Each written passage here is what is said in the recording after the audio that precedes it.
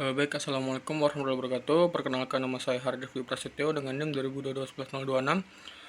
Di sini saya akan menjelaskan tugas resum Technopreneurship, di mana yang pertama itu ada business plan. Business plan itu merupakan dokumen tertulis yang merinci tujuan bisnis, strategi untuk mencapainya, dan rencana operasional serta keuangan. Nah, adapun komponen utama bisnis plan itu yang pertama ada ringkasan eksekutif, yang kedua ada deskripsi perusahaan, yang ketiga ada analisis pasar, yang keempat ada strategi pemasaran, yang kelima ada rencana operasional, yang keenam ada rencana keuangan. Nah, di sini ada STP nih. STP itu merupakan strategi pemasaran yang digunakan untuk perusahaan untuk mengidentifikasi dan memasarkan produk atau layanan mereka dengan lebih efektif. Yang pertama ada segmentasi nih. Segmentasi pasar itu merupakan proses pembagian pasar menjadi kelompok-kelompok yang lebih kecil berdasarkan karakteristik tertentu. Contohnya itu kayak di misal sebuah pasar atau sebuah perusahaan yang akan membuka jasa atau produk untuk memasarkan di wilayah-wilayah perumahan, wilayah kampus, dan wilayah perkantoran. Nah, di sini ada targeting. Targeting itu adalah sebuah perusahaan, yaitu strategi perusahaan ketika perusahaan itu akan mengeluarkan atau menawarkan sebuah produk. Nah, targeting ini merupakan sangat penting untuk suatu perusahaan.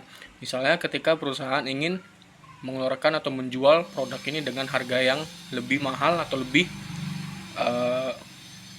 rendah. Nah, misal sebuah perusahaan akan mengeluarkan produk yang lebih mahal, maka perusahaan tersebut berarti menargetkan konsumennya itu kalangan ekonomi ke atas. Nah, begitu sebaliknya, ketika sebuah perusahaan ingin menargetkan sebuah menargetkan konsumennya itu adalah kalangan ekonomi ke bawah atau kalangan. Nah, maka perusahaan tersebut akan menurunkan harga pasar dari produk yang ditawarkan. Nah, kemudian di sini ada positioning. Positioning itu merupakan cara perusahaan untuk membedakan produk atau layanan dari kompetitor di benak konsumen. Contohnya itu seperti ketika persaingan antara Daihatsu dan juga Toyota. Nah, Daihatsu itu mengeluarkan mobil yang dinamakan mobil Daihatsu Xenia, sementara Toyota mengeluarkan mobil yang dinamakan Toyota Avanza.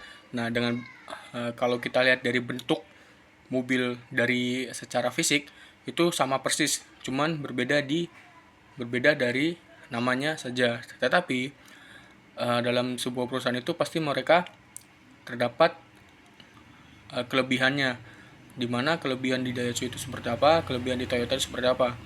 Nah, kemudian di sini ada memahami nilai yang ditawarkan, tool 7P. Nah, tool 7P ini adalah kerangka kerja yang digunakan untuk merancang strategi pemasaran yang efektif. Yang pertama ada produk, kedua ada price, ada place, promotion, people, proses, dan physical evidence. Nah, produk itu adalah produk yang ditawarkan oleh sebuah perusahaan tersebut. Nah, sementara price itu adalah strategi penetapan harga yang kompetitif sesuai nilai produk. Nah, price-nya itu misal sebuah perusahaan itu tidak mengeluarkan produk yang sangat mahal atau yang murah tapi sesuai dengan harga pasar yang sesuai.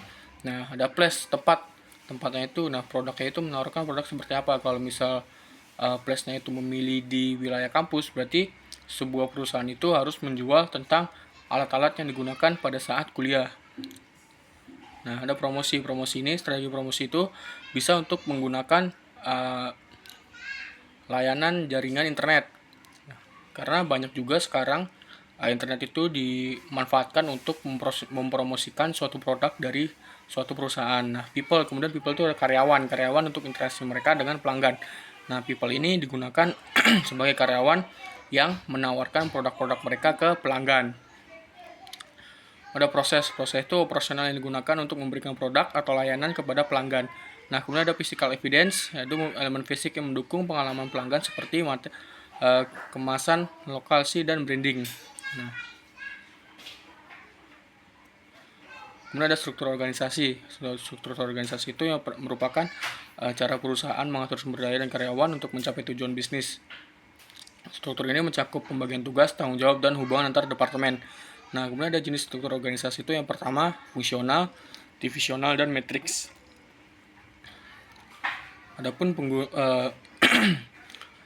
manajemen organisasi, penyusunan manajemen organisasi sebagai direktur operasi penting untuk menyusun manajemen organisasi yang efisien dan efektif. Langkah-langkah yang dapat diambil itu yang pertama ada menetapkan visi dan misi, yang kedua membangun tim yang solid, yang ketiga itu menerapkan proses yang efisien, yang keempat mengelola sumber daya, dan yang kelima menerapkan sistem pengukuran kinerja.